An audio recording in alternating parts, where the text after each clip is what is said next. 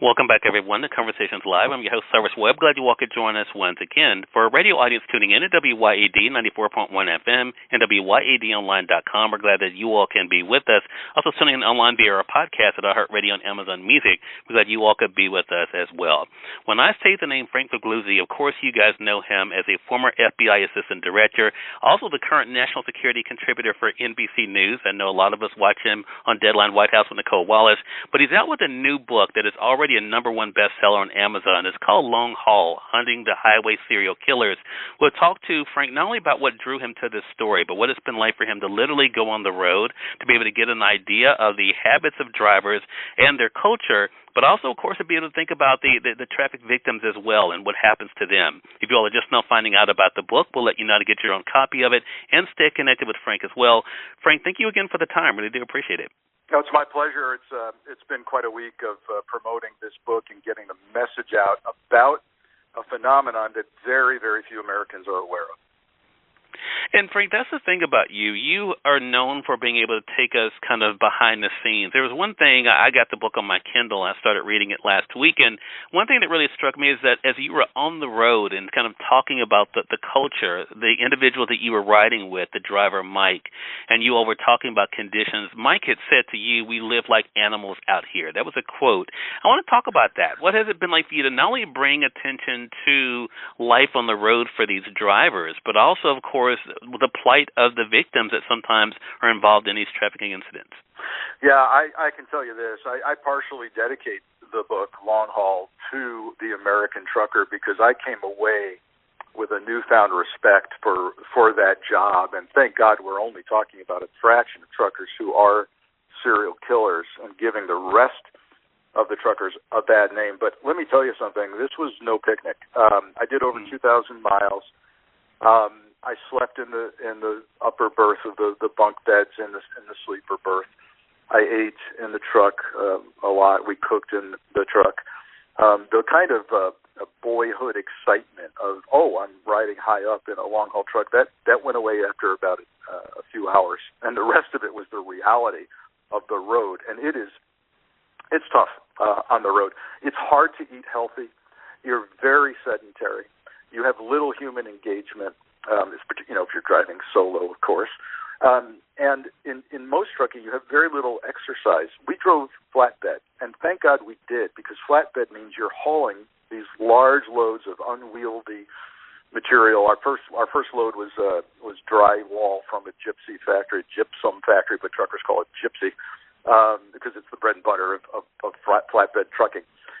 We hauled heavy rods of aluminum that we delivered to a Department of Defense ammunition factory.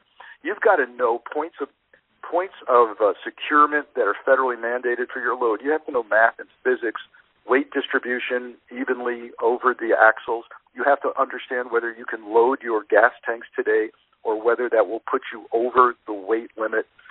All of this is going on in the mind of a trucker, particularly a flatbedder. I get into the different kinds of trucking, but I ask the hard question, which kind of truckers are more likely to kill? And with regard to trafficking victims, which kind of trafficking victim is more likely to die? And to that point, Frank, anyone who's followed you, in the things that you've covered before, you really do take us, to the heart of all this. There's a lot of conversation with Dr. Williamson in the book, and you're able to talk with her about the individuals she's been able to talk to. Talk to us about what that was like to get those firsthand accounts, but also to see the resilience of some of the survivors of trafficking and abuse. Yeah, there are some heroes in this book, and a number. And I talked to two professors who are considered the experts today on street-level trafficking. One was Dr. Celia Williamson out of the University of Toledo. The other was a Dr. Dominique Rose-Sepowitz out of Arizona State University. But they're not just academics. They are on the street. They are helping women survive and get them out of the trafficking trap. And they both told me similar things. So look for this. When you talk to victims, look for these commonalities in their backgrounds. No matter their race, no matter their ethnicity or the family they came from, look for these commonalities. And when I did sit across from women who survived violent encounters with truckers because they were trafficked to truckers, I did, in my head, start checking off the boxes. Early childhood trauma, for example, usually in the form of unwanted sexual contact. Then early exposure to drugs. Trauma in the family writ large, death plus divorce, maybe a suicide attempt, maybe the loss of a loved one. Bad boyfriends, really bad boyfriends. Bad judgment, hard drug exposure now. And it ramps up quickly. And the people you think would never fall prey to trafficking because that would never happen to your family or your friends. I'm telling you, I interviewed a woman who was a preacher's daughter. I interviewed a woman who was from the Midwest who had a year of college in her, very bright young lady. The stories they told me brought tears to my eyes because they were tortured. They were raped repeatedly. They were beaten by pimps. And it's just all of the stories are in the book, and I get into the details of the research with regard to trafficking. And trafficking today has moved online. So if there's one message I have for parents, know what your kid is doing online, because the grooming and recruitment process is happening within their network, usually someone just on the fringe of their network of contacts, and it happens online before you know it. Such an important message, Frank, and I'm so glad that you wrote this book. I can't imagine what it was like. Well, let me just ask you, was it easy for you to come out of this, to come out of the research, to come out of the things that you had seen and heard? Was this an easy one for you to let go of? No, listen, I've seen a lot in 25 years in the FBI, a lot of grisly crime scenes, but I have to tell you, this particular kind of serial killer is gruesome. The torture, I mean, at least two well-known truckers who are killers, Bruce Mendenhall and Robert Ben Rhodes, had torture chambers rigged up in their cab of their truck. Robert Ben Rhodes grabbed 14-year-old Regina Walters outside of Houston, Texas. She was just hitchhiking. She's not a trafficking victim. With her boyfriend. He quickly killed her boyfriend. He was just a speed bump. He had a rigged-up torture chamber that he shackled her into, hung her from fish hooks in his truck, raped her repeatedly for weeks.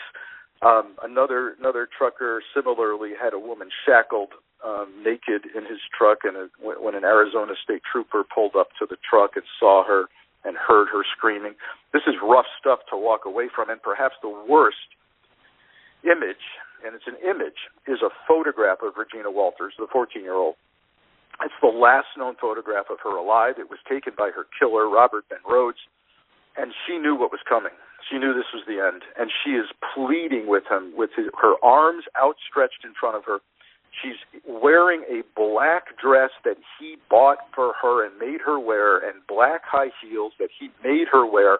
Her hair has been cut short into a bob that he cut, and she is pleading for her life in this photo. It's tough to walk away from that. Well, thank you, Frank, for the great work you're doing and bringing attention to all of this. And thank you again for writing this book. Again, already a #1 bestseller on Amazon. Long Haul, Hunting the Highway Serial Killers is the book. Frank Figliuzzi is the author. Frank, thank you again for the time. Really appreciate you stopping by the program today and talking with us. Thank you, sir. Stay safe. You as well. And we thank your audience for tuning in to another great segment of Conversations Live. Until next time, I'm your host, Cyrus Webb, saying, as always, enjoy your day, enjoy your life, enjoy your world. Thank you all for choosing Conversations Live. Let us go make today amazing. Take care.